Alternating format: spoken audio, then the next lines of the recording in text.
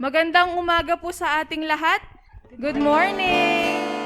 Yan, may we request everyone to please rise up as we start today's service by worshiping God through songs. Let us pray. Our Heavenly Father, we thank you for this wonderful day na binigay niyo po sa amin, Lord God. Truly, Lord God, today is the day that you have made, and we will rejoice and be glad in it. Thank you, Lord God, for your faithfulness and for allowing us to be in your presence. Accept all of our sacrifices of worship and praise, and forgive us for all our wrongdoings. Be with us. In Jesus' name we pray. Amen and amen. It says in Psalm 118 verse 24, "This is the day that the Lord has made. Let us rejoice and be glad in it." Let us worship our great God.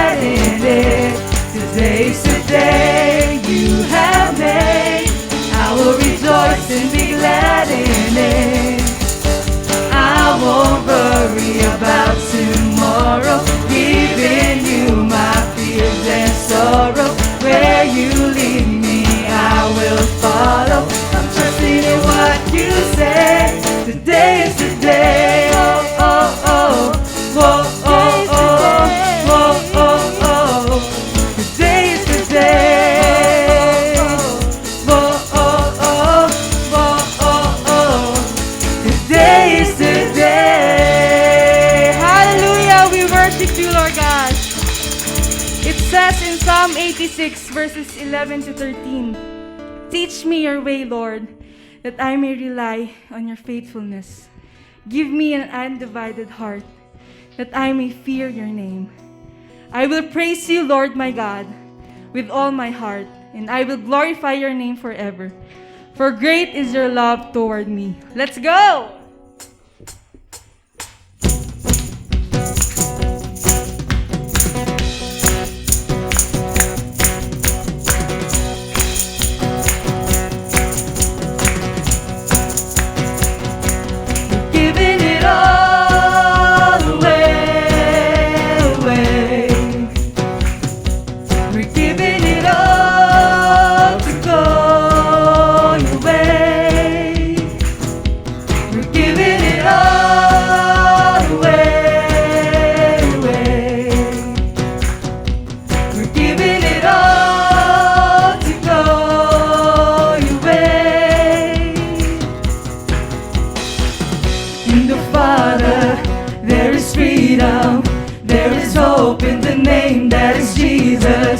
Lay your life down, give it all now.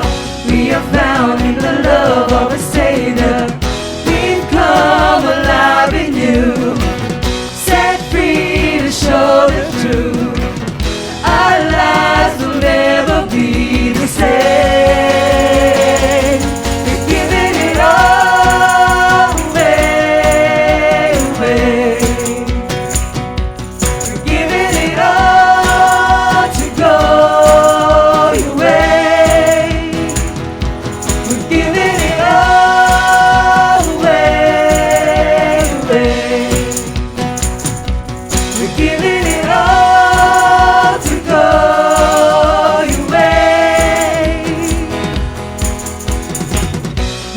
Sold out to your calling, everything that we are for your glory.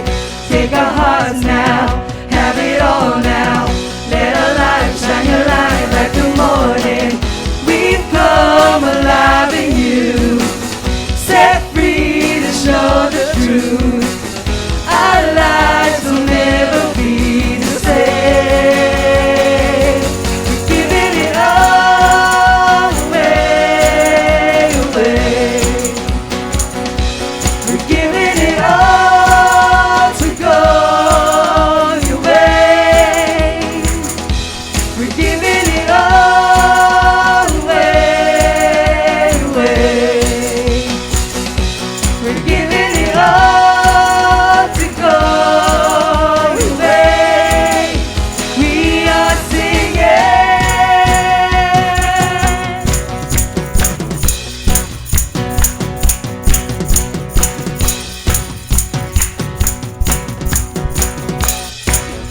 We sing. Ole, ole, ole, ole, Jesus, Jesus. Ole, ole, ole, ole, Jesus, Jesus. Ole, ole, ole, ole, Jesus, Jesus. Ole, ole, ole, ole, Jesus, Jesus. Roll back the curtains from our eyes, and now we can see you. You've shown us your way, your truth and light.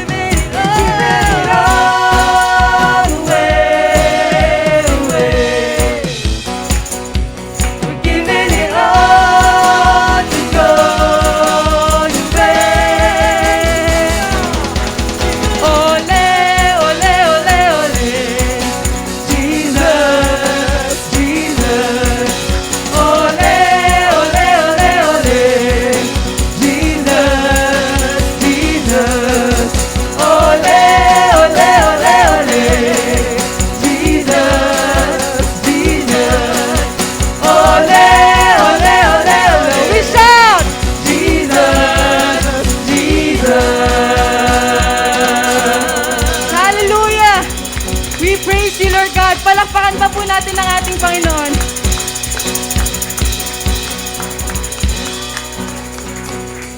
Oh, hallelujah. Lord, we surrender everything to you. Binibigay po namin lahat. All of our thoughts, our deeds, Lord God. Lord, salamat for loving us and making us anew, Lord God. Lord, we are asking you to be with us. Wherever you want us to go, we will go, Lord God.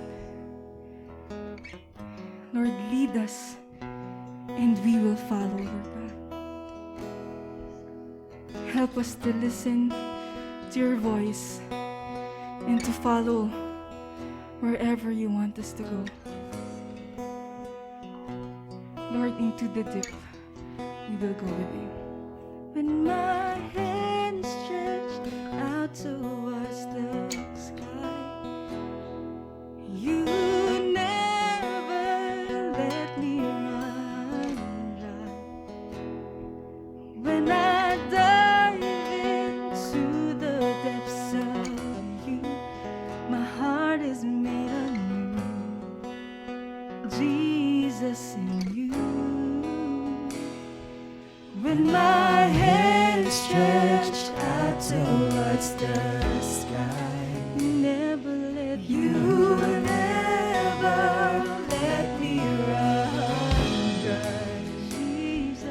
When I dive into the depths of you, my heart is made anew. Jesus in you.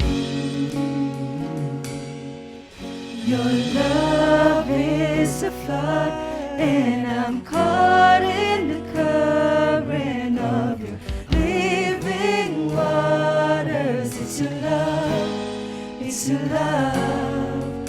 Your presence is a flood, and I'm caught in the wonder. You taking me over, you have won my heart.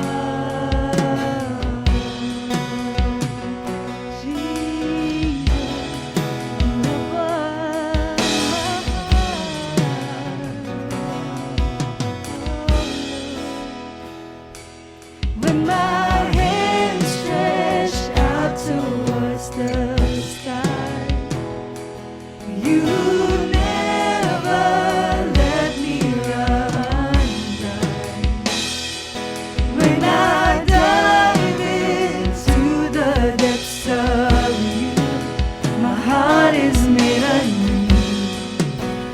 Jesus in you. Your love is a flood, and I'm caught in the current of your living waters. It's your love, it's your love. Your presence is a flood, and I'm caught in wonder. You have taken me over, you have won my heart. Your love is a flood, and I'm caught in the current of living waters. It's your love, it's your love. Your presence is a flood, and I'm caught in wonder. You taking me over, you have won my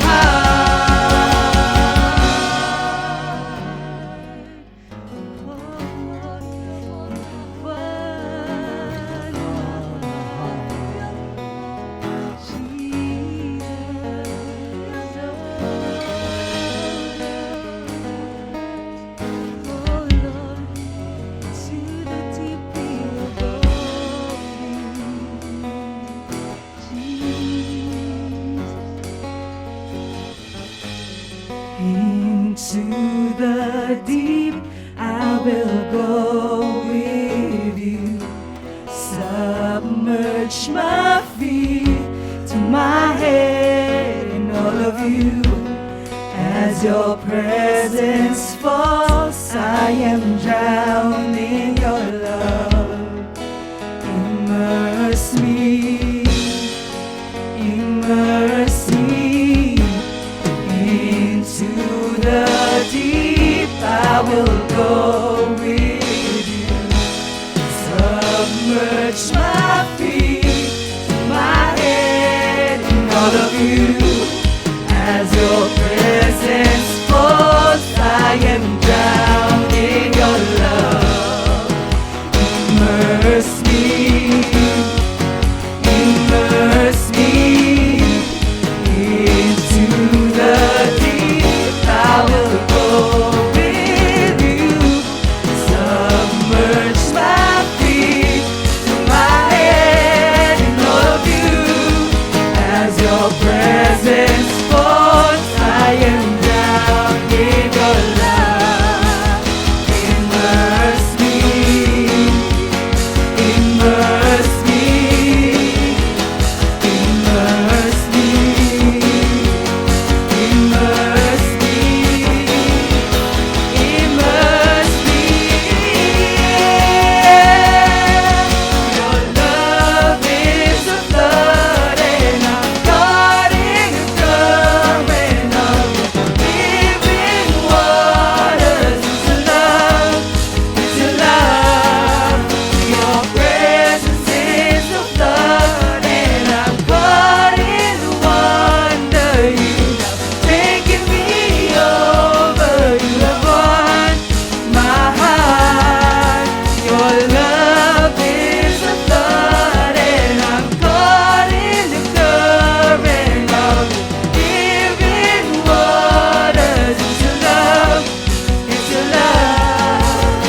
Your presence is a flood, and I'm caught in the wonder. You have taken me over. You have won my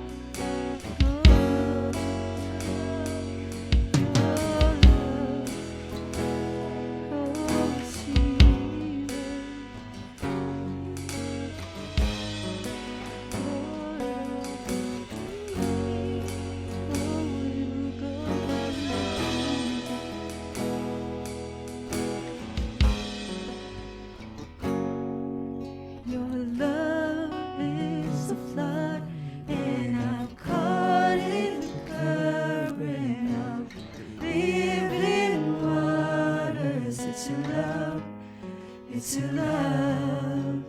Your presence is a flood, and I'm caught in the wonder. You have taken me over. You have won. For the last time we sing. Your love is a flood, and I'm caught in the current of living waters. It's your love, it's your love. Your presence is a flood, and I'm caught in the wonder. You have taken me over. You have won my heart. Jesus, you have won my heart. Oh Lord,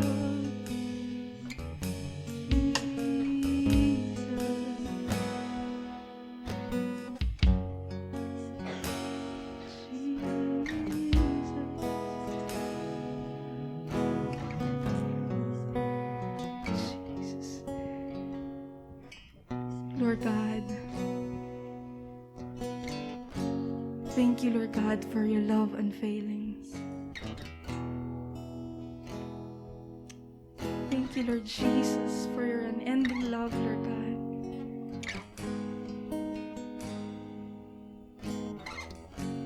Lord, we completely surrender all our lives to you, Lord God.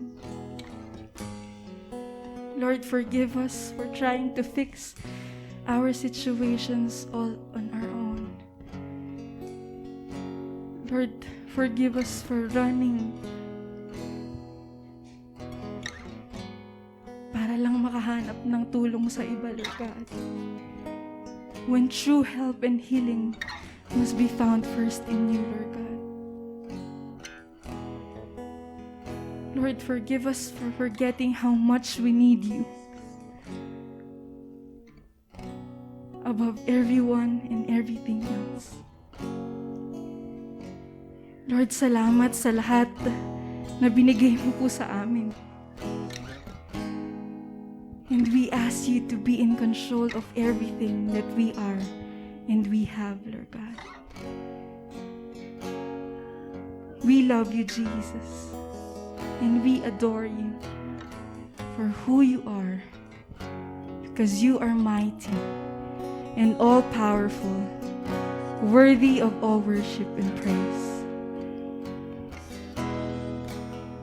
Lord, help us to give our all. Help us to trust in you, Lord God, and depend on you. Look to you, Lord God. Rely on you.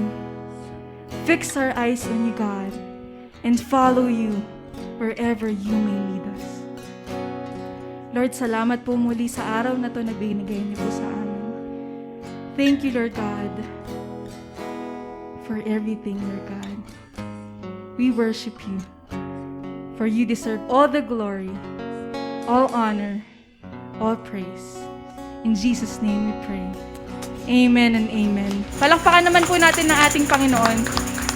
Mas malakas pa po dyan. Amen. Hallelujah. Bago po tayo umupo, pakisabi naman po sa katabi mo, ang saya-saya ko nakita kita ngayong araw na to. Ayan, makakaupo na po tayong lahat.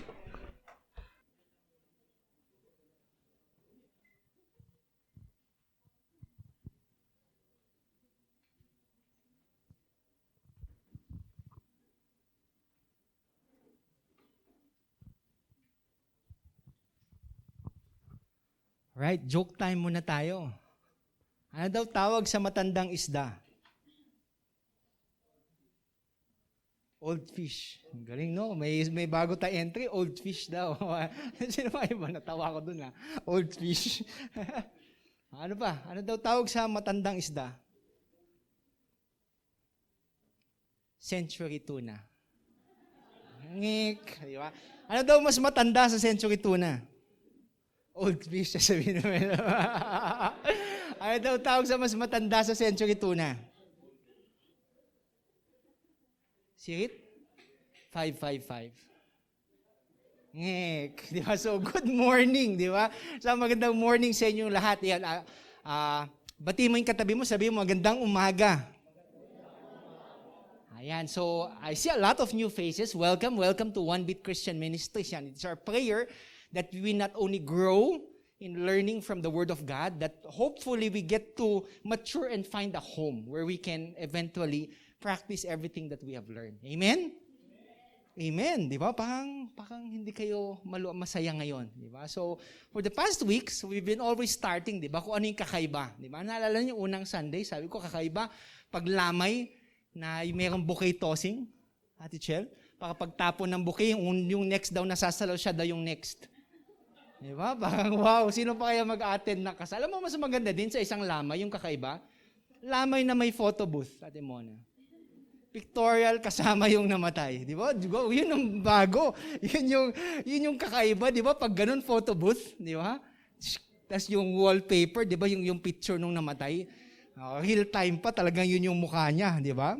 Pero again and again, Sunday after Sunday, alam mo yung isang bagay pa o isang bagay na dapat ay kakaiba or something or someone dapat na kakaiba, tayo.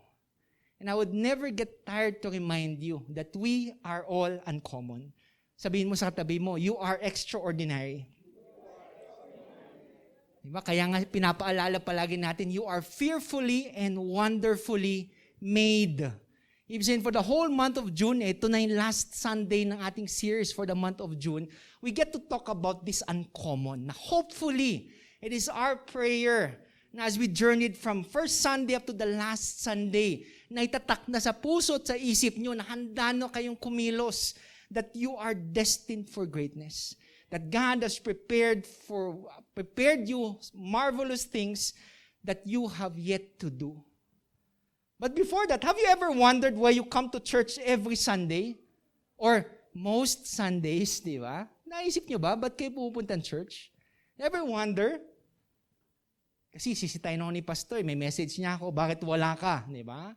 Or maybe it's something na yung magulang mo, nung bata ka pa, sinasama ka, di ba AJ? Sinasama ka nung bata ka sa church. Kaya ngayon nakasanayan mo na dapat mag-church ako. Maybe kasi gusto mo mag-amen sa message kahit di mo naintindihan, di ba? Baka cool ka lang, di ba? Amen?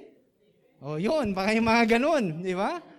Maybe it's a good place to fellowship, di ba? Kasi doon lang yung time every Sunday, nagkikita-kita kayo ng mga friends mo, di ba? Ng mga beshi mo. After church, you get to stroll down Session Road, you get to eat. Maybe those are the reasons that you come to church. Maybe you come to church to feel good. Diba kasi at the end of the week, pag nakapag-church ka, parang, okay na ako kay Lord. Kasi isang araw, binigay ko kay Lord. Then the whole week, you can again work. But I believe, God has called you to be here as of this moment. God is calling us every Sunday to be here in this moment. The challenge is, di ba, have you ever asked yourself, palagi isang Sunday, parang naisip nyo lang o nasabi nyo sa sarili nyo, parang may kulang. Am I missing out on something bigger? Ito na ba yung Christian life na sinasabi ni Pastor? Ito na ba yung buhay ng pagiging isang Kristiyano na palagi niyang sinasabi? It's time today that we do something. We do something we do something more than simply going to church every Sunday. You get it? Dapat sa yugto ng buhay natin, hindi lang every Sunday, hindi lang habol natin Sunday service but we have to do more. And I believe that's why you're here today, listening to this message, and probably watching at home, for you to get that nudge sa puso nyo, para mayroong konting tapik sa balikat nyo. Huwag naman sa ulo, di ba? Because God loves you. And today, He has chosen you. Kahit di nyo man aminin indirectly, you by just sitting here today, God has chosen you and you said yes to His call. That truly you are extraordinary. You are unique. You serve a God who knows you and who created you. And He promises you that you can make a difference in this world.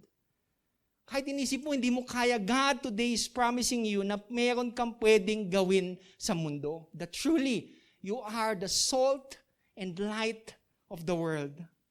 Today, God is sending us. Yung tanong dun will you accept His call?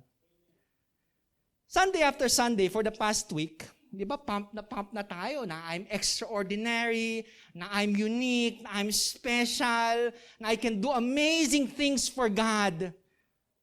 First Sunday, sabi ko, you were made for more. Di ba? Ang ganda pa. Pag na-feel mo, I'm made for more. Ibig sabihin, hindi lang ako engineer, hindi lang ako teacher, hindi lang ako medrep. I am made for more.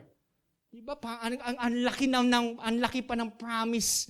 Ang laki pa ng pangako ng Panginoon para sa iyo. Second Sunday, sabi natin, you are salty and you are shiny. You are meant to shine in this world.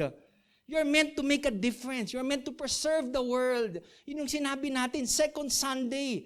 Di ba, pag-feeling mo, ang ganda na ng buhay natin Parang kompleto na, di ba? And last Sunday, we talked about that you are someone. Someone 39, sabi nga, di ba?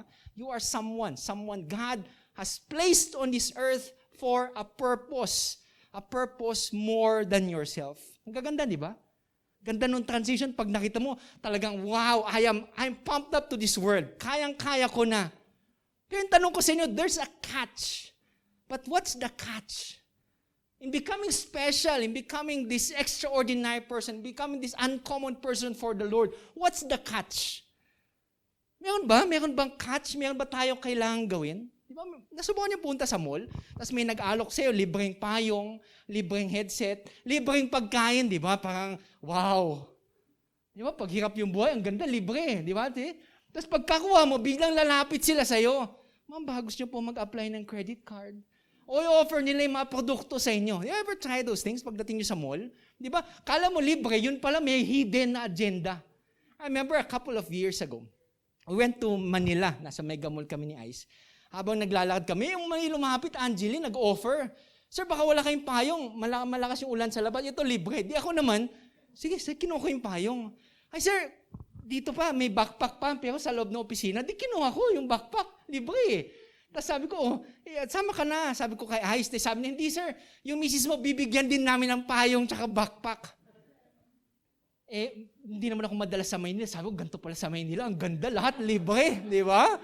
Sabi nila, pagdating mo sa Maynila, huwag ka daw tumingin sa taas, kaya nakatingin ka sa baba, di ba? Baka hindi daw halata. Di sabi ko, backpack, pinasok kami sa opisina. Pagdating sa opisina, ang dami nilang inalok na mga produkto. Mula pangluto, panglaba, lahat. Ang dami.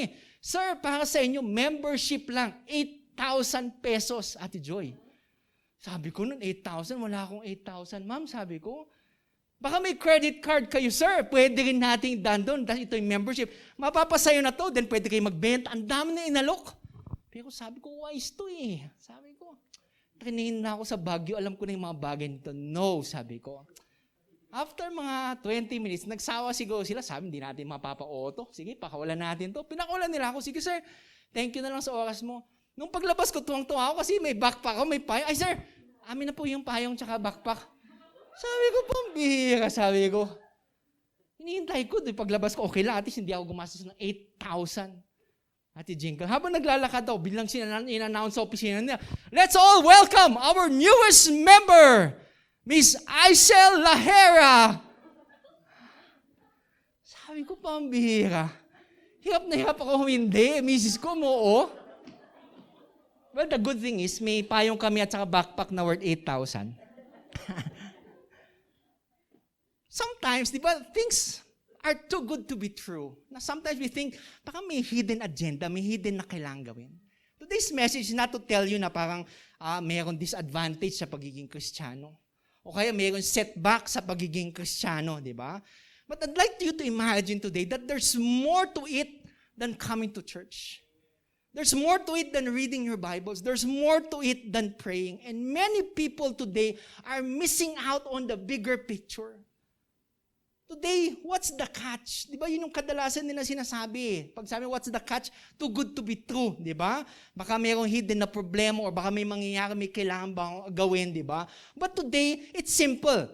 I'm gonna remind you what you're supposed to do as Christians. Hindi to hidden charge. Hindi to hidden agenda. Ito yung dapat nating ginagawa. Allow me to share to you a passage of Scripture entitled, What's the Catch? From Matthew chapter 4, verse 18 to 22. Ayan. So today, may invite everybody who can stand up and read to please join me as we give honor to the reading of God's Word today. Ayan. So if you have your Bibles, it will be flashing the screen today. Ayan. So please join me as we read today's God's Word for us. Matthew chapter 4, verses 18 to 22.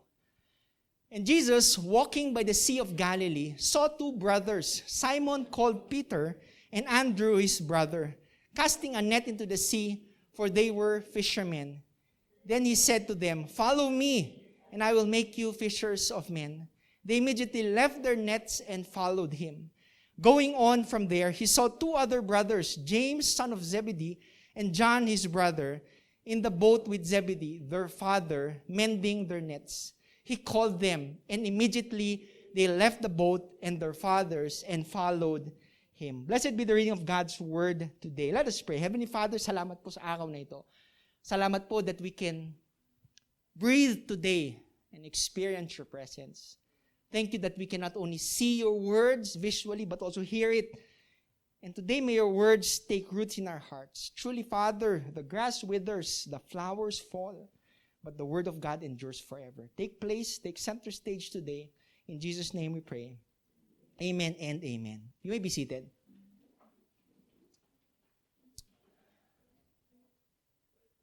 Have you ever been to an ocean or to a lake na napaka-busy? Yung a harbor na maraming ginagawa. Tapos mukhang nakakapunta na kayo sa isang lugar na gano'n. Hindi beach ha. Hindi beach. Probably ocean, may mga nakapark na bangka. Ang daming, busy, di ba? A very good picture. Siguro kasi lately, yun yung pinanood namin Hometown Cha-Cha-Cha. Yung pinanood nyo, it's a Korean novela na yun yung setting Diba? Yung mga lalaki, kunwari pang hindi nag-smile Diba? Baka mabisto, sabi nila. Don't worry, diba? Hindi ko kayo papabisto. Diba? But can you imagine ganong setting? A very busy, body of water, busy yung mga tao. And that's the setting of our story today. Ganon yung setting. Para, it paints so much of a difference. Pag kayo mismo, habang binabasa nyo yung salita ng Diyos, na-imagine nyo kung anong nangyari. It's as though you are there. Na-picture nyo kung anong ginagawa ni Jesus, bakit kayo ganun yung ginagawa. So you imagine, people during that time, when they clean their net, tapos na Tapos na silang mangisda. Ibig sabihin, sineseparate na lang nila. Nilininis, kung may butas, itatahin nila. If you do not know, di ba, kung di kayo na-expose sa ganung setup, di ba? Every day, lilinisin nila yung lambat, ayusin nila pa. Kinabukasan, pwede nila ulit gamitin. They clean their boats. Ganun yung setting. Ibig sabihin doon, walang huli. Ibig sabihin, tapos na yung huli during that time. Majority of Jesus' ministry was done in this setting din. Pag nakita mo, in a boat, in a body of water, di ba? Kasi doon, busy yung mga tao And some of you might think na pang, of all the people, bakit itong mga mangingisdang nilapitan ni Jesus? Di ba? Pang, kasi ba ordinary? But fishermen during that time, they were considered not poor. Kasi may sarili kang bangka If you know how much a boat is, di ba? Napakamahal. Hindi ka poor. But you are ordinary. Hindi ka poor, hindi ka rich, pero middle ka. Pang okay yung buhay. That is where a passage of scripture starts today, di ba? The first verses talks about Jesus' ministry, di ba? After he's been tempted, yung kanyang temptation. Tapos nabalitaan niyo yung nangyari kay John the Baptist that he was captured. Di ba? Nahinuli siya. So this is where we'll be picking up today, di ba? So sabi, and Jesus was walking by the Sea of Galilee, and so two brothers, ito back-to-back na kwento. Two stories, the same meaning. Two settings, the same meaning. So una, dalawang magkapatid, si Peter at saka si Andrew. The setting, same brothers by the name of James and John. Parehong pagtawag. Nung tinawag ni Jesus, immediately, they followed Him. Walang patumpik-tumpik, walang tanong-tanong, kaagad-kaagad nila sinunod si Jesus. Today, the story might seem so simple sa inyo. Di ba? Parang anlit nung Capernaum, anlit nung setting na to, around 1,000 people. And of all the people there, why did Jesus pick these men? Di ba? Bakit nga ba? Not because of their ability. Pero I'd like to focus on because they were willing. Dahil gusto nila. Yun yung tanong ngayon. And today as we talk about God's Word today, di ba? What would you do today if Jesus came to your office? Di ba? Habang nagtatrabaho si Kuya Jumar, dumating si Jesus. And He said the same question to you, or the same statement to you. Jumar, sabi niya, follow me, and I will make you fishers of men. Habang nasa school ka what if Jesus approached you and said, di ba? Follow me, and I will make you fishers of men. In whatever setting you are in today, what if Jesus asked you the same question today? Would you answer yes? Di ba sometimes inisip natin, hindi kasi nangyayari yun. But the real dilemma is that He is. He is every day asking you, will you follow me? Today's story is short. Di ba? Parang isip mo, first time, isang page lang, di ba? It's short, but the story today talks about how Jesus found His first disciples. And today, can you tell me what a disciple is? Di ba? Pag inisip mo, ano ba yung disciple? A disciple, most probably, is a student who follows a teacher. Di ba? Ibig sabihin, because they want to become like them. A book by Jim Putman in Relational Discipleship describe a disciple, basing it on the heart of our passage of Scripture today. A disciple is one who follows Jesus, one who is being changed by Jesus, and one who is being committed to the mission of Jesus. Ganun lang kasimple yun. Yung definition niya ng isang disciple. Diba? And most of the time, pag tira mo, sino sa inyo Kristiyano? Di ba, Christian? We like to raise our hands. Pero pag check niyo yung Bibles niyo, very rarely na sinabi yung word na Christian. Mas madaming beses sinabi yung salitang follower, yung salitang disciple, rather than the word Christian. Today, maybe we have to go back to our roots and probably figure out, di ba? Ano ba nga ba ako? Am I truly a Christian? Am I truly a disciple? Am I truly a follower of Jesus Christ? Here's the catch. We Christians should be all disciples of God. Amen? We Christians should all be disciples of Jesus. Yung mahirap dun papaano? May today's message answer that question. But first, let's break down our story, di ba? With 3 words, di ba? Pag-aaralan natin yung kwento natin para mas maintindihan natin. The first word, the choice. Di ba, the choice? Our passage of Scripture, sabi ng passage of Scripture, and Jesus walking by the Sea of Galilee saw 2 brothers, Simon called Peter and Andrew his brother, casting a net into the sea, for they were fishermen. He said to them, "Follow me." Napakalinaw. Sabi niya, sumunod kayo sa akin. Napakalinaw. Hindi niya sinabing, follow my teachings. Hindi niya sinabing, follow my rules. But Jesus here was very clear when He said, follow me. Ibig sabihin to follow me. Di ba pag siya mo, following somebody is about relationship. When you get to follow somebody, it's about relationship. It's about everyday walking by with them. Eating the same time, sharing stories, asking questions. It's about spending your life with that someone. When Jesus asks you to follow Him, He wants you first and foremost to have a relationship with Him. Dapat meron tayong relationship kay Jesus, di ba? He's not asking you kung nakapag-pray ka na ba. Hindi na naman tinanong sa'yo kung nakapag-decide ka na ba na mag-altar call. Hindi naman sinabi kung may pinirmahan kang card para indicating na Christian ka. Diba? He's asking us a simple question to follow Him. Now, if you ask yourself the question, diba, are you really following Jesus? If so, then there should be a radical change that is happening sa buhay mo. Dapat may pagbabago na nakikita ng ibang tao. A husband and a wife, bago sila daw ikasal, decided, may isa silang pinagkasunduan. Di ba? Yung pinagkasunduan nila, sabi nila, pag major decision, di ba? Hula mo kung sino magdi-decide. Lalaki. Lalaki ang magdi-decide, Ryan. Pag major decision. Pag minor decision, yung magdi-decide daw, babae. So after 20 years of marriage, di ba? Ang ganda pala nung recipe nila, di ba? May nagtanong sa kanila, di ba? Kumusta na yung arrangement niyo? Sabi ng asawa, ang ganda ng arrangement namin. Hanggang ngayon, wala pa kaming major decision.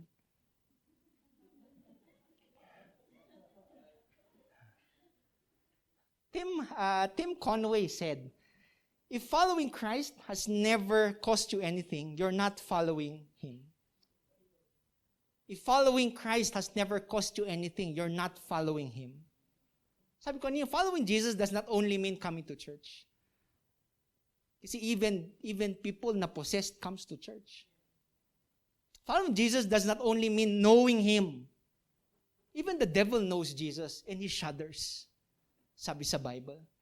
Following Jesus is more than praying. Then what does following Jesus really mean? Following Jesus means this thing. Following Jesus means leaving something behind. When you look at the disciples, lahat ng sumunod kay Jesus years ago, siguro pag tinignan mo yung daan na tinahak nila, there was always something that they left behind. There were fishing nets left behind. There was a boat left behind. There were family members left behind. There were businesses left behind. There was money left behind. There was sin left behind. There was ego and selfishness left behind. There were careers left behind. Following Jesus means that you have to leave something behind. A good question for each and everyone seated here today. What have I left behind for Jesus? Bang naiwan ko? Are there some things you no longer crave for because you are following Jesus? Are there dreams and aspirations you no longer dream for because you are following Jesus? Are there people you can no longer associate with because you are following Jesus? If you are really following Jesus, then there will be something that you will leave behind. Amen? Ito yung statement lang. If you're following Jesus, it means you're not following something else. Yun lang yun. You can only follow one thing.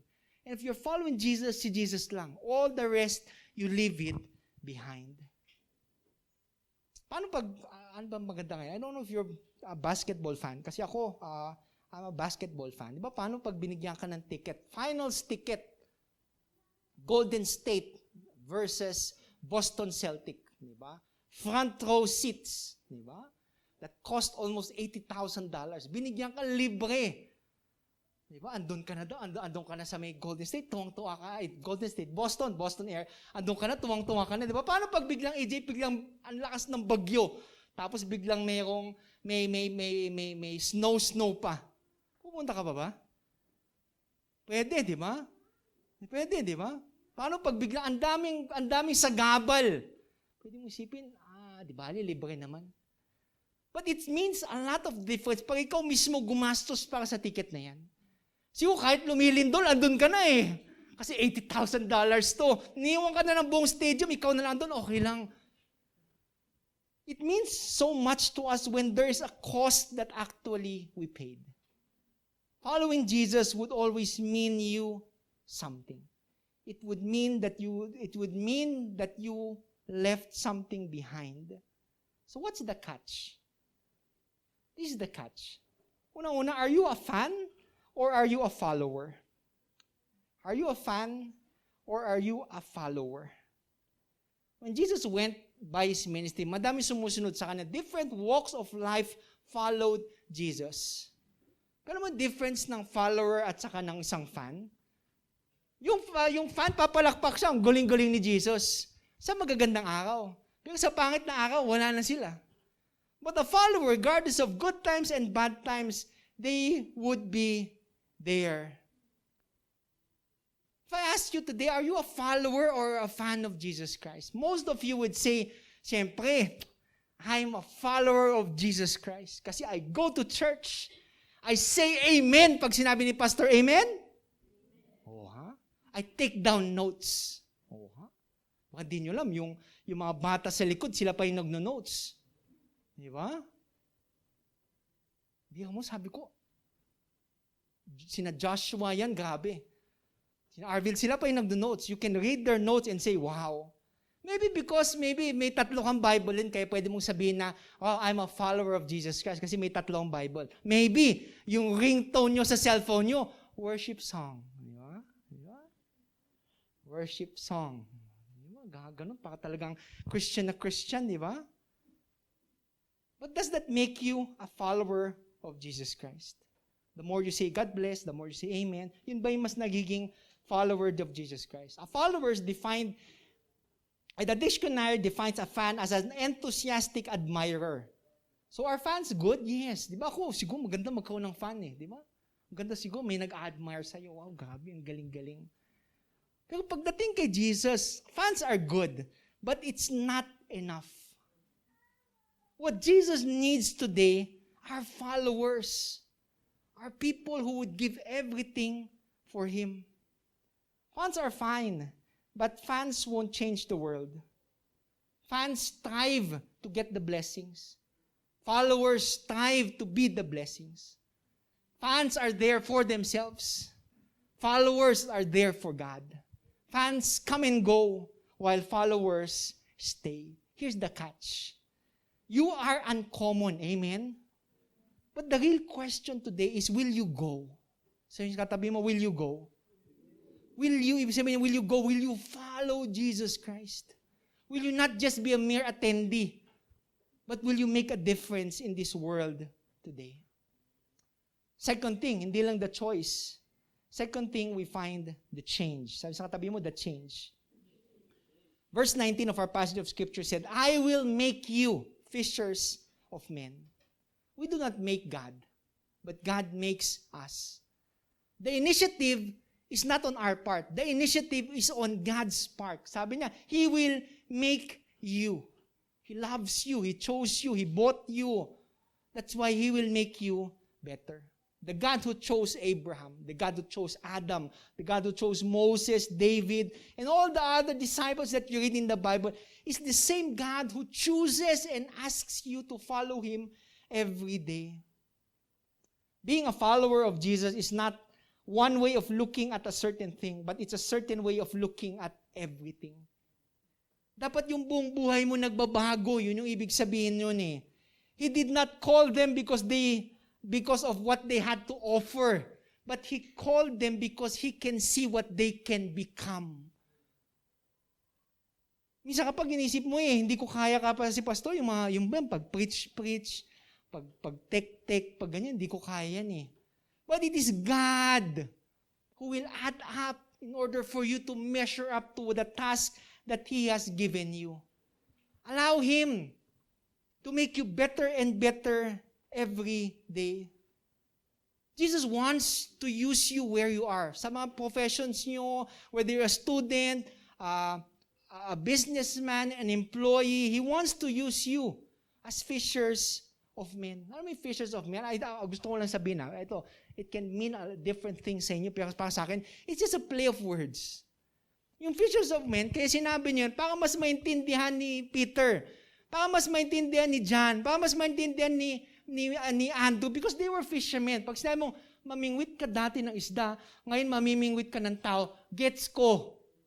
But today, in whatever influence of sphere of influence that God has given you today, yung fishers of men can be anything. You can be bankers of men, leading more people to God. The common denominator here is that you usher people to know Him. Maganda ng pakinggan, fishers of men di ba? Pakisip mo, pastor, hindi kasi ako mamimingwit. But that can be any term you want it to be. As long as God is calling you to win more for His kingdom. There was this doctor na sabi niya sa kanyang pasyente, grabe, malala na yung sitwasyon mo, sir. Sabi niya, kailangan sabihin mo sa asawa mo na dapat baguhin na niya yung diet mo. Dapat mas masusustansyang pagkain na yung iluto niya para sa'yo. Dapat sabihin mo sa misis mo na dapat hindi 12 hours ka magtrabaho. Super, nakakamatay na yun. Dapat hindi puro pera. Dapat you have to live in a budget and stick to it para wala ka masyadong iniisip. You have to relax most of the time. Sabihin mo sa misis mo, kailangan yun yung mga bagay na gawin mo. Kasi kung hindi, 30 days na lang, patay ka na. Sabi nung asawa, grabe naman yan, Doc, baka pwede sabihin mo na lang sa misis ko para sa'yo namang galing, Doc. Di ba? So sabi ng Doc, sige, tinawag yung misis, nag-usap sila. Sino sa bahay, sabi ng asawa niya, tuwang-tuwa ako. Han, nag-usap na ba kayo ni Doc? Oo nga sabi niya, 30 days na lang, patay ka na. Yung maganda doon, yung kagandahan sa pagsunod kay Kristo, hindi po tayong magbabago sa buhay natin, kundi siya. We have to follow God and allow Him to change our lives. That's the same thing with other people. Hindi kayo yung nagbabago ng ibang tao. But it is the Spirit that lives in them that changes them into the person that God wants them to be. Mafu-frustrate ka pag kala mo ikaw yung nagbabago ng tao. Kasi kahit anong pray mo, kahit anong gawin mo, bakit manginginom pa rin yung asawa ko? Bakit yung sweldo niya, kalahati lang ibibigay niya sa akin? Diba kung mga ganong bagay? Kasi hindi ikaw yung nagbabago ng tao Yung nagbabago ng tao, si Kristo. At siya lang yung nakapagbabago ng tao. Rick Warren said, I want to change my circumstances. God wants to change me. Have you ever begged or asked God, diba, na baguhin mo yung isang pinagdadaanan mo sa buhay? Diba? Napakabigat ng pinagdadaanan mo. Lord, sige na, tanggalin mo na to. Diba? Maybe you've been sick, nasa hospital ka. Lord, tanggalin mo na to, yung sakit na naramdaman ko. Maybe your marriage is not so good, and you ask God for a certain change. Health issues, diba? Umubo ka, may dugo, kinabahan ka na, yung pala nakagat mo lang labi mo. I don't know what you've been going through, pero minsan, di ba, pinagpakinggan nyo na ba, Lord, baguhin mo yung pinagdadaanan ko. Change my circumstance. I've tried that prayer. But most of the time, if not all of the time, God won't change your circumstance. He would allow you to go through those things in order for you to be changed. In order for you to develop that Christ-like character in you. If there's one thing I always hold true, it's God's promise in Philippians 1:6.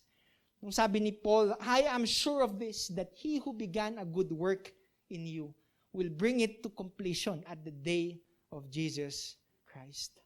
Habang tumatanda ako, I celebrated my 40th birthday a couple of 1 month ago, na mas naintindihan ko na hindi pa tapos si Lord sa buhay ko. 40 na ako niya na hindi pa tapos si Lord. Marami pa siyang gustong gawin at marami pa siyang gustong baguhin sa buhay ko. At times you see me not perfect. Diba? Kasi kala niyo siguro perfect ako. Diba? Si Pastor perfect yan. Nagkakamali din ako. Diba? At times you don't see me at my best. Diba? Try to understand. I am still a work in process. And that still goes true with you guys. God is day by day working in our lives, making us into better individuals every day. Amen? So what's the catch? So here's the catch. Are you in a crisis or are you in Christ? Are you in a crisis or are you in Christ? We often come to Jesus asking Him to change our circumstance. We want out of the suffering, out of the grief, out of the trial, no more tears, Lord. But if we're thinking like God, we should be praying a different prayer. We should be praying, change me, Lord, not my circumstances. Change me, Lord, not my circumstances. Panghirap naman, no? I can promise you a life that doesn't mean na hindi ka iyak pag may nawalan kang mahal sa buhay. A life na hindi ka malulungkot. But these things forms us into the person God wants us to be. At the end of the day, He wants us to be holy more than to be happy. I always share this kapag I do marriage counseling for young couples. I always share that to them. God wants you to be more holy than happy. Kasi kung aim mo maging happy, there are a lot of frustrations that you would go through in life. But if your aim is to become holy, to become more like Christ every day, then He would lead you to the right path. This change na pinag-usapan natin ngayon doesn't come overnight. Na after Sunday, napakinggan mo yung message ni Lord, ni Pastor, okay na, bagong buhay na ako. But it takes time. So be patient with people. When you don't see the change that you desire, be patient and remind yourself, may ginagawa pa si Lord sa buhay nila. Na hindi pa tapos si Lord sa buhay nila. Here's the catch. You're uncommon, but the real question is, will you grow? Not only are you willing to go, but are you willing to grow? One of the most important elements of following Jesus is walking with Him, spending time with Him. That's what the first followers of Jesus did. They walked with Him, asked Him questions, listened to Him. Di ba pag ngayon nandito si Jesus, ano kayong unang tatanungin mo? Di ba? If He would be talking today, would you listen to Him wholeheartedly, just like the disciples did? The more you spend time with Jesus, the more you act like Him. The more you think like Him. The more time you spend with Jesus, the more you become like Him. So today, will you grow? Will you grow to be a follower of Jesus Christ? Last. Sabi sa ating passage of Scripture in verses 21 to 22. Going on from there, He saw two other brothers named James, son of Zebedee, and John, his brother, in the boat with Zebedee, their father, mending their nets. He called them, and immediately they left the boat and their father and followed Him. The last word today, aside from yung una, di ba? Yung una, the choice. Pangalawa, the change. The last thing is the challenge. Ito yung medyo mahirap eh. Diba? If you listen to our passage of Scripture a while ago, there was no question. Alam ba nila kung saan sila pupunta? But But I like what the passage of Scripture said. Sabi doon, immediately, agad-agad, they followed Jesus. They didn't know where they were going. They didn't know how to go there. But immediately they left everything behind, their fishing nets, their boats, their careers, their families, and followed Jesus.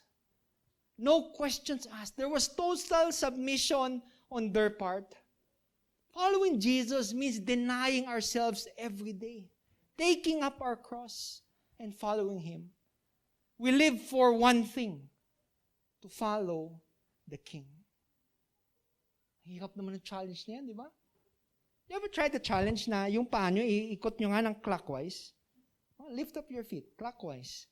Kung alam di niya ng clock, tingnan yung relo nyo, dapat parehas siya na ikot nung digital kasi, pastor. Di ko nang kaya, di ba? Yan, clockwise, clockwise, clockwise. Sabang nagka-clockwise, yung isang kamay nyo, gumuhit kayo ng number 6. Taas kamay kung kaya nyo. Susunod, galing, no? Hanggang mamaya, gawin nyo yung challenge yan, ha? Di ba? Habang lang, maganda habang nagdadrive ka. Di ba? Di ba? Ang hirap. But there are some people who can do it. Di ba? Yung taas kamay na nakadikit yung dalawang elbow nyo. May mga gumawa nga. Di ba? Hirap yun, di ba? There are different challenges in life, di ba? But one challenge that Jesus offers you today is the challenge to follow Him, to deny of yourself. It's not something hard. It's not something impossible. But it's something doable because you have Him in your life. Hindi siya kasing hirap ng clockwise, that's number 6. Hindi siya kasing hirap na itaas mo yung kamay mo na nakadikit yung dalawang elbows. It's just easy as following Him. Today, later, i-reflect nyo. I-reflect nyo later yung blank check challenge. Alam mo yung blank check challenge? Did you ever give somebody a blank check? Sakap, di ba, Ate Cynthia? Pag nakatanggap ka siguro, kuha ko mamaya sa checkbook ko, di-date ko, kahit anong date mo na, blank. Pipirmahan ko lang, abot ko kay Ate Cynthia. Ibig sabihin ng blank check, you can write any amount there, as long as may balance eh. Di ba? Paano pag yung blank check, may nagbigay sa inyo ng blank check, ano kayong unang figure ilalagay nyo? 1 million, 2 million? 100,000. Di ba? Parang nakakatuwa, pang isip mo, wow, grabe. Ang dami ko mabibili. Ano kayong number ilalagay ko? Di ba? But it's the same thing with our lives with God. When we follow Jesus, we should be ready to give a blank check to God. Nabahala na si Lord kung anong ilalagay niya doon. But regardless of the amount and the value placed there, our answer would always be yes. Amen? Paul Harvey, ito ang ganda nito eh. I read this a couple of days. Sabi niya, we've drifted away from being fishers of men to becoming keepers of the aquarium. Ang ganda. Imbis na tayong namimingwit na ibang tao para ilapit kay Kristo, gusto lang natin tignan yung mga isda sa aquarium. Uy, ang cute-cute, di ba? Dagdagan sana ng mga isda. Napakain na ba itong mga isda-isda? Di ba? There's a term we have in missions called the 1040 window. Di ba mo narinig yun? 1040 window? Something new, di ba? Ang ganda, 1040 window. You can research it. Kung may internet o later pagdating siya sa bahay, type nyo kagad yun. 10/40 window.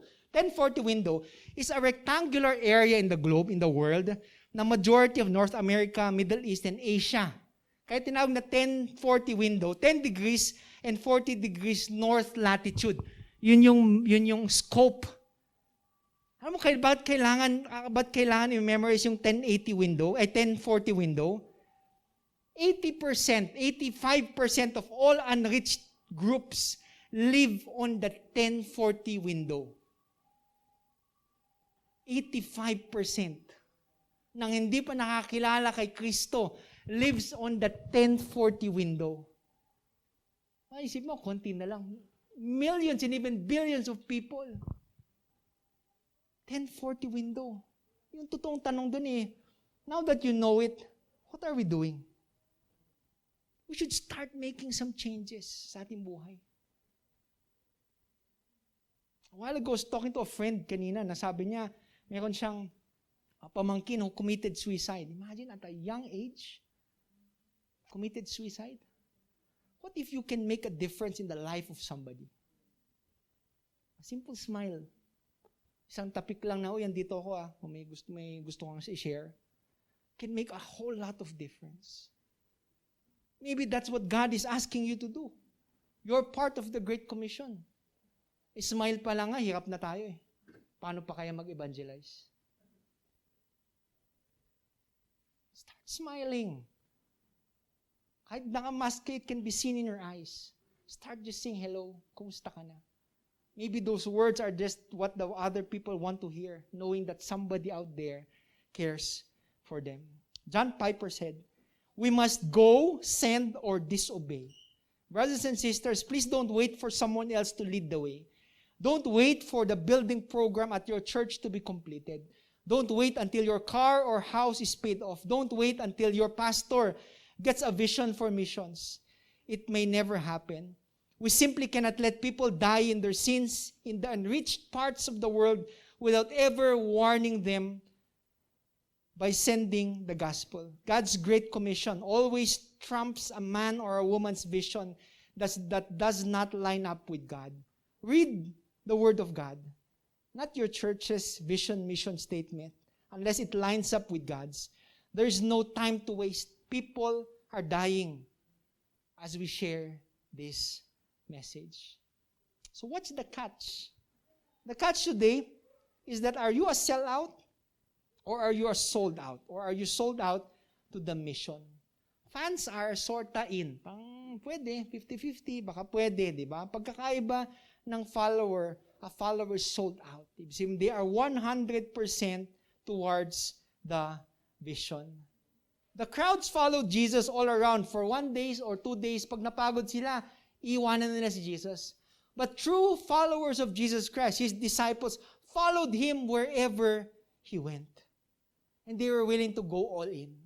Kaya sabi sa ating passage of Scripture, di ba? They left everything behind and followed God. Jesus gives believers a wonderful challenge. He exhorts us not to hide, but we must be inclined to do this in this dark world. But to live as the light. We are to shine. We are to illuminate. We are to glow. Sabi sa katabi mo, glow. How do we glow? Diba? We glow through our good deeds. We glow by pointing people to others. Have you ever heard the word bioluminescent bay? You ever heard that place? Bioluminescent bay? Oh, narinig na ni Vil. At least hindi nyo alam yun, hindi ako nag-invento. It's in Puerto Rico. Yan, pag nagawi kayo sa Puerto Rico yon, bioluminescent bay. Yung bay na to, it's a body of water that there are a lot of, they call dinoflagellates. Wow, di ba? Deep word. Oh, ang smart talaga ni Pastor. Dinoflagellates, or they are called microscopic planktons. Kapag andun ka sa body of waters na yan, pag pinawakan mo yung tubig, tapos nahawakan yung mga plankton na yun, they glow. Kaya dinadahin ng taong galing pagka na-activate sila by a mere touch. Pag hinawakan mo yung mga plankton, they glow. They release a blue light na similar to the ocean pag may full moon. Ang ganda tigil. You can research it. Mamamanga kayo sa ganda ng body of water na yan. Diba? A simple touch can make them glow. Inisip ko, hindi ba ganun din yung ginawa ni Lord sa buhay natin? A simple touch by the Savior, a simple touch by Jesus, a simple touch of God can make you glow. Di ba dapat ngayon tayo pa yung mga plankton na yan It is the touch that triggers us. And today, if you are touched by God, why don't you just glow? Sabi sa katabi mo, glow. So, ang hirap kasi pag isa lang ka na ilaw Diba? Ang hirap kasi pag isang ilaw ka lang. If you ever tried to fly an airplane, kung nakasakay ng aeroplano, tapos gabi na kayo na nasa flight, tapos pagpababa na yung aeroplano, di ba, makikita mo yung railway kung saan sila. Yung nagpapailaw na yun maliit na mga ilaw. But imagine if one light decides not to light, or another light decides not to light. Di ba, disgracing abutin ng aeroplano. Maybe what the world needs today is your light. Yung kaisa-isa mong ilaw, but it's the light that would point other people to God. So today, will you glow for God? So today, what's the catch? Pag-isip mo, what's the catch? Colossians chapter 2 verse 6 says, just as you accepted Christ Jesus as your Lord, you must continue to follow Him. Just as you have accepted Christ Jesus as Lord, you must continue to follow Him. Amen?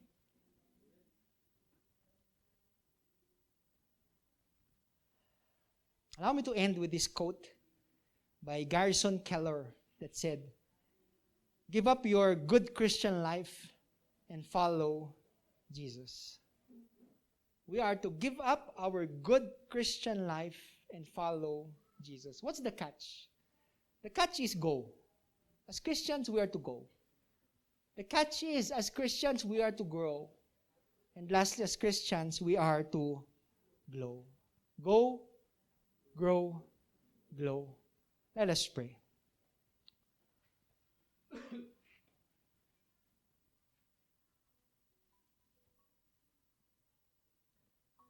Some of you today, while listening to this message, maybe can call yourselves as followers of Jesus Christ, which you truly are. But the truth is, baka hindi kayo active. You've not been actively following Jesus for some time now. Maybe you even stopped. Hindi ko sinasabi you stop coming to church or stop reading your Bible or stop praying. But maybe you've been too busy that you stopped walking with Him daily. You stopped getting in the same direction as He is heading, doing what He is doing, ministering to people. If there's one thing we do not retire from, we do not retire from winning the lost.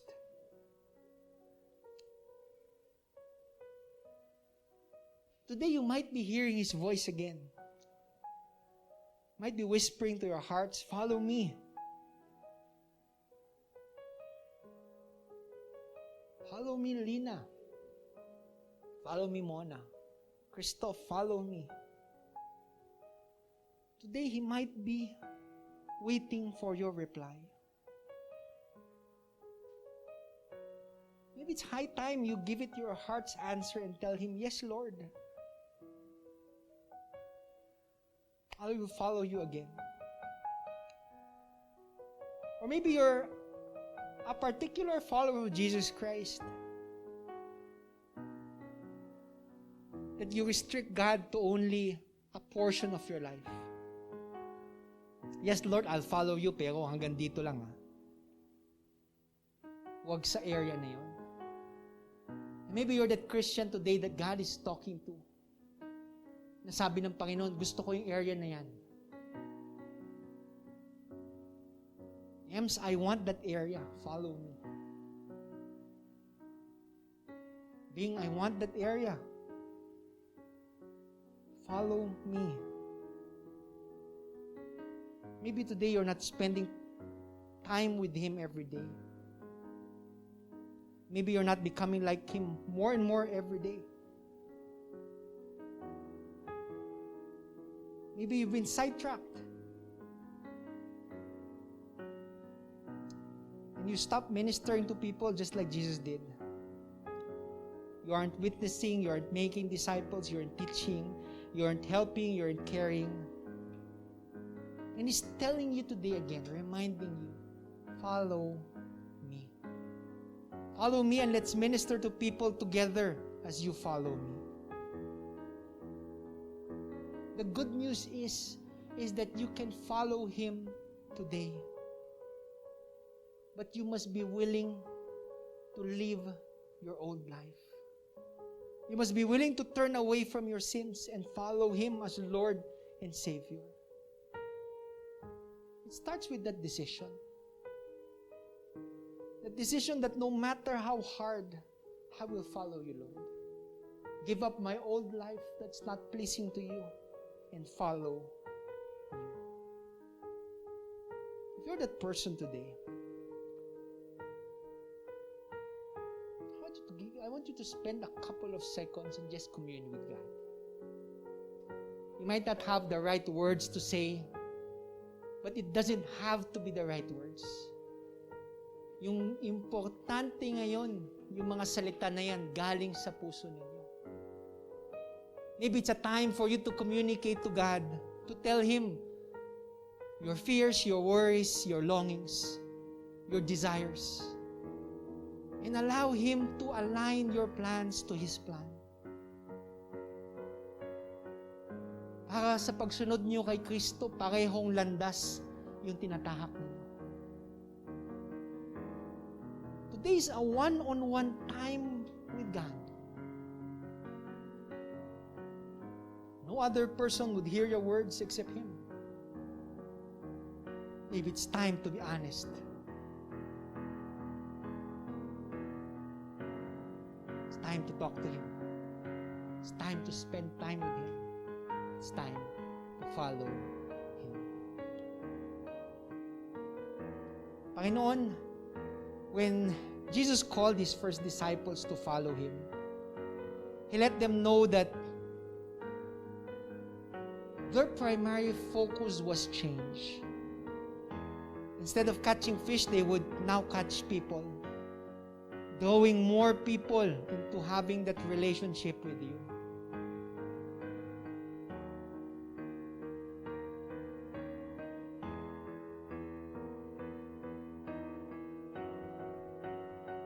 Father, today we want to bring that catch to you. And sometimes we fear of failing, we fear of not succeeding. Maybe there was a time that all night we tried to fish and yet we caught nothing. Until the Lord advised you to do something. And just like Luke, his version said, when they listened, they caught more than they could bring into the boat. Father, today forgive us for our lack of focus. Forgive us for not sharing our faith. Forgive us for being silent about the good things you're doing in our life. Give us the courage to speak up and tell others of the amazing things you have delivered or you have done in our lives. That truly we are blessed, we are favored, we are children of God. Anoint our words as we speak to them and give that nudge in the heart that only comes from you. Use our testimonies to bring others out of darkness into your marvelous light. Father, remind us continually that this is our first priority, that we are to go and make disciples of all nations. Help us that we no longer live for ourselves but for you.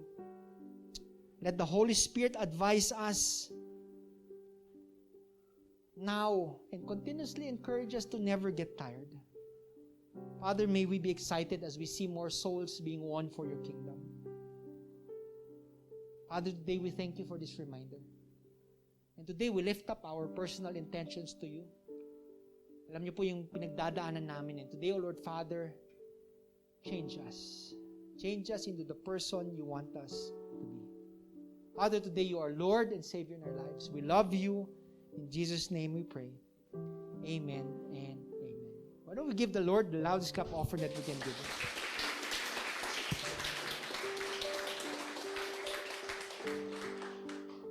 Ayan. Ayan.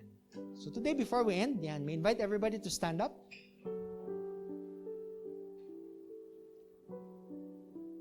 So as we end, kanang kamay sa ating mga puso today.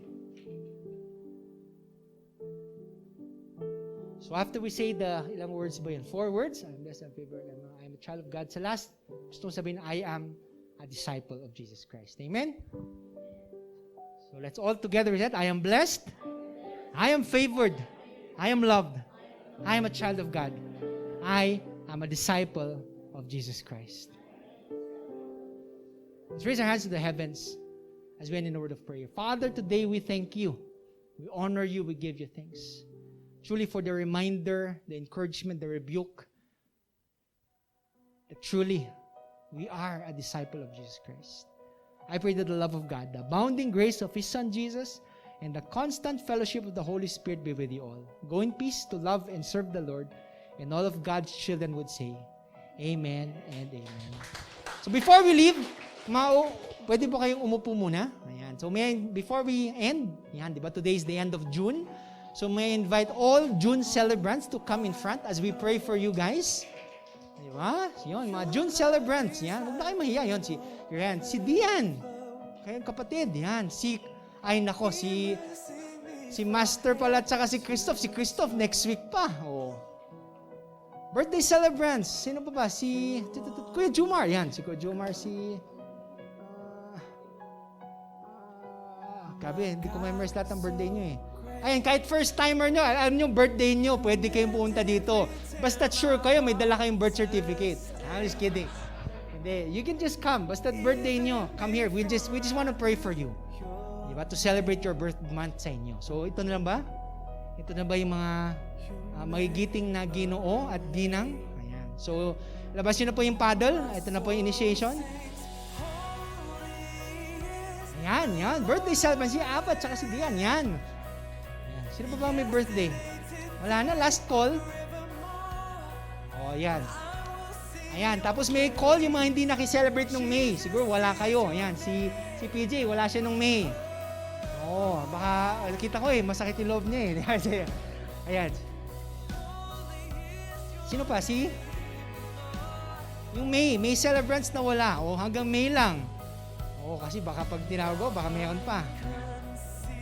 Ayun, di ba? Sino pa? May celebrants, last call. Ayan. Okay? Ito lang, yung Swensi, yan. Yung mga wala. Ayan. Okay, last call. Biyaheng langit. Oh, mauna na kami. Di ba? Okay? Ayan, sintayin natin si Swensi. Tapos sino pa? Last, wala na?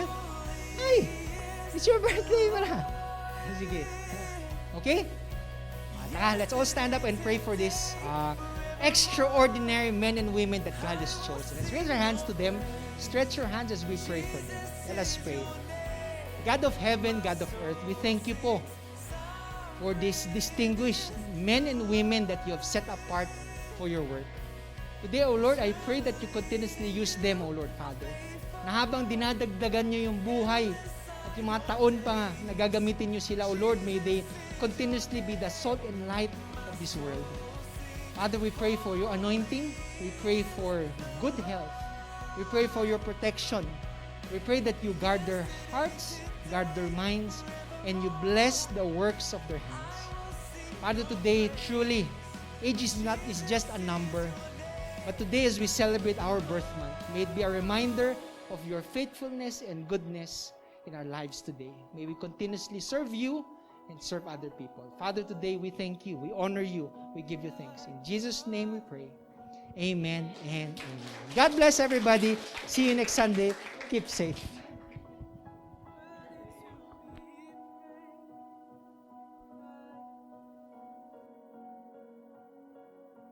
Jesus, faithful and just, you never give up. Your love is a flood. You're so good to us, Jesus, faithful and just, you never give up.